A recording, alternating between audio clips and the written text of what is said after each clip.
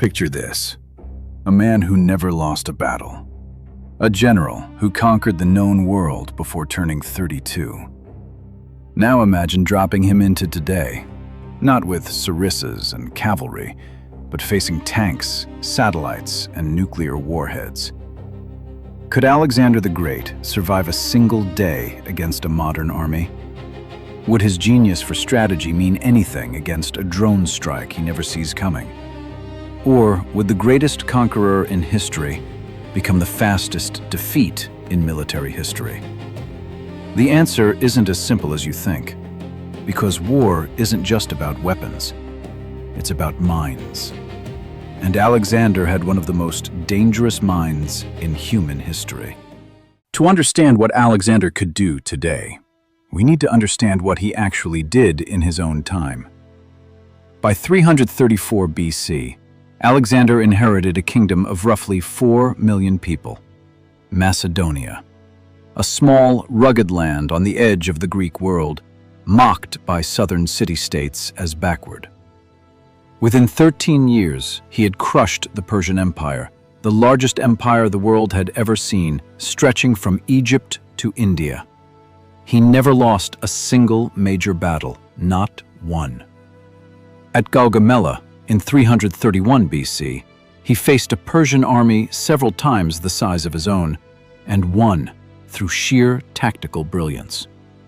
He read the battlefield like a chessboard, exploiting a single gap in enemy lines to strike directly at the Persian king. This wasn't luck. This was pattern recognition on a level his enemies couldn't comprehend. But here's the problem. Every one of those victories depended on rules of war that no longer exist. Alexander's army fought with iron, wood, and muscle. Sarissas, long spears up to 18 feet, formed the deadly Macedonian phalanx. Companion cavalry, some of the finest horsemen in the ancient world, delivered the killing blow at the perfect moment. It was a system. Infantry pins the enemy. Cavalry breaks them. Every battle, the same devastating rhythm. Now compare that to a modern battlefield. A single javelin anti-tank missile operated by one soldier can destroy a tank from over 2 miles away. An Apache helicopter can eliminate an entire cavalry charge in seconds. A B-2 bomber can flatten a phalanx before it even sees the enemy.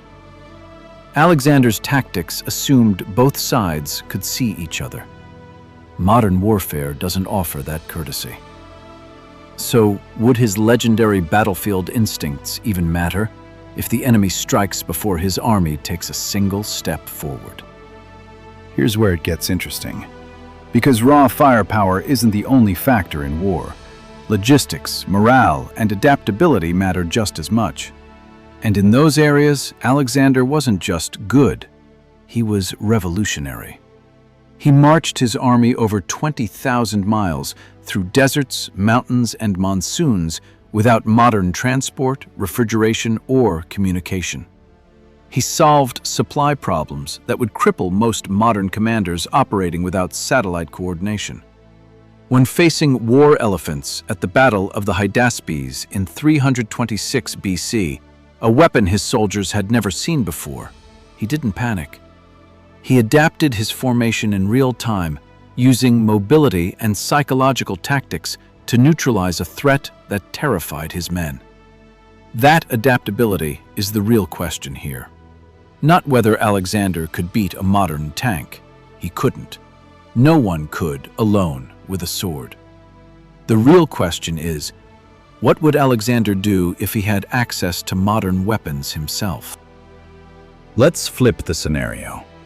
Instead of ancient Alexander facing a modern army, imagine Alexander's mind, his strategic genius, commanding a modern nation. This is where history gives us a clue.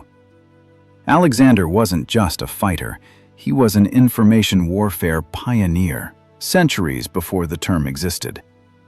He spread propaganda claiming divine parentage, positioning himself as the son of Zeus to demoralize enemies and inspire loyalty.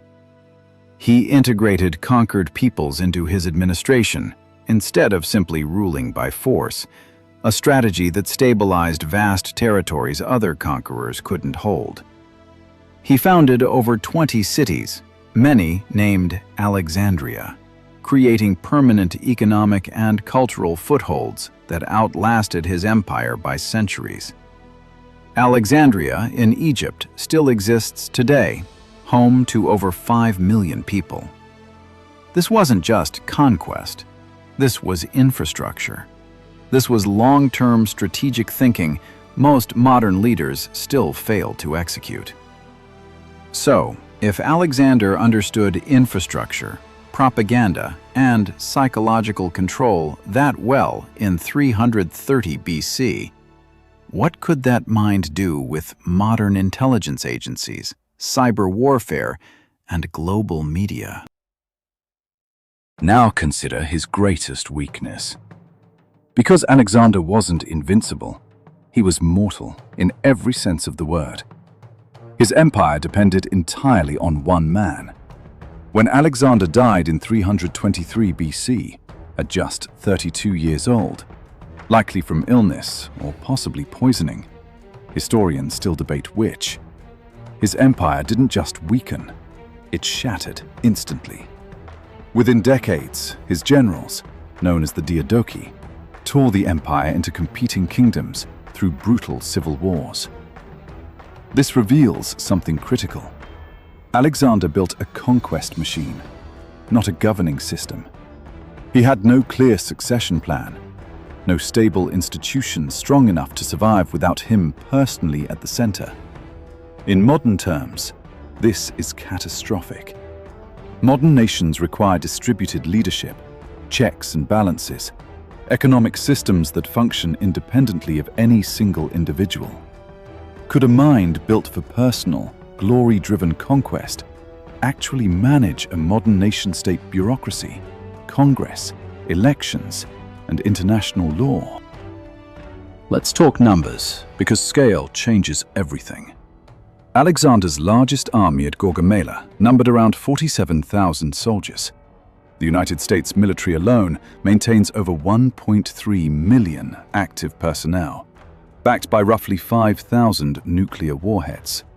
Even China's ancient warring states armies, operating in the same era as Alexander, fielded forces exceeding 500,000 soldiers, using early crossbow technology, arguably more advanced than the Sarissa.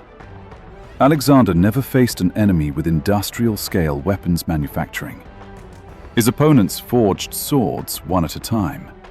Modern nations produce thousands of precision-guided missiles annually. This isn't a fair fight, and it never could be, because Alexander operated in a world where personal courage and tactical brilliance could still overcome numerical disadvantage. Modern war doesn't reward personal courage. It rewards whoever controls the sky. But wait, what if we're asking the wrong question entirely? Alexander wasn't just a battlefield tactician. He was, first and foremost, a master of asymmetric warfare and psychological manipulation, tools that remain devastatingly effective even today. Consider the siege of Tyre in 332 BC. Facing an island fortress considered impossible to capture, Alexander built a half-mile causeway across open sea under constant bombardment, essentially engineering his way to victory. This is the same problem-solving mindset behind modern special forces operations, insurgency tactics, and unconventional warfare strategies still studied at military academies like West Point today. If Alexander commanded modern guerrilla forces instead of a conventional army, his ability to exploit terrain, deceive enemies, and strike where least expected could make him a nightmare in asymmetric conflict. The exact kind of warfare that has humbled modern superpowers in Vietnam and Afghanistan. Strength on paper doesn't always win wars. Adaptability does. So which version of Alexander are we really imagining? The conqueror or the survivor? There's one more factor we haven't discussed. Alexander's greatest weapon wasn't his army at all. It was loyalty. His soldiers marched over 11,000 miles from Macedonia to India, enduring starvation, disease, and mutiny threats, yet largely stayed devoted to him for over a decade. At the Hyphasis River in 326 BC, his exhausted army finally refused to go further, and, instead of executing them for defiance, Alexander negotiated, adapted, and led them home. That's not just command. That's leadership psychology so effective, it's still studied in business schools today. Modern armies fight for nations, ideologies, or paychecks. Alexander's men fought for him personally, a bond forged through shared hardship and battlefield presence. Most modern leaders, isolated behind screens and chains of command, could never replicate. Could that kind of personal loyalty even exist in an era of drone warfare, where soldiers never see their commander's face? So let's return to the original question, because now we finally have the pieces to answer it honestly. Could Alexander the Great, with his actual ancient army, defeat a modern military force? No, not even close. Air power, satellite reconnaissance, and precision weapons make ancient tactics obsolete within minutes, regardless of genius. But could Alexander's mind, his strategic brilliance, propaganda mastery, adaptability, and leadership psychology thrive in a modern context, if given modern tools?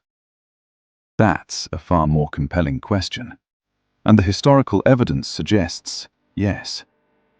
His weaknesses were structural, not intellectual. No succession planning, no sustainable institutions, a conquest-first mindset that never built systems designed to outlast him.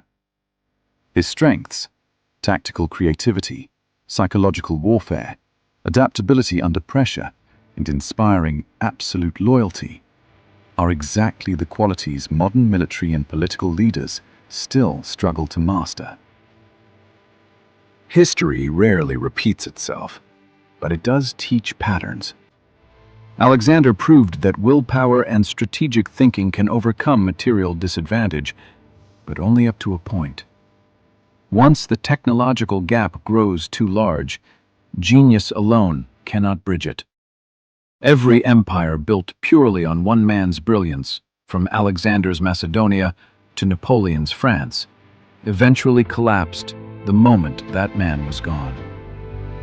Modern power isn't just about weapons. It's about systems that survive without a single leader. Alexander never learned that lesson because he never had to.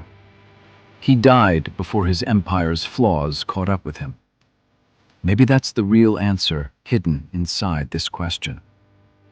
Alexander the Great didn't conquer the world because he had the best weapons of his time.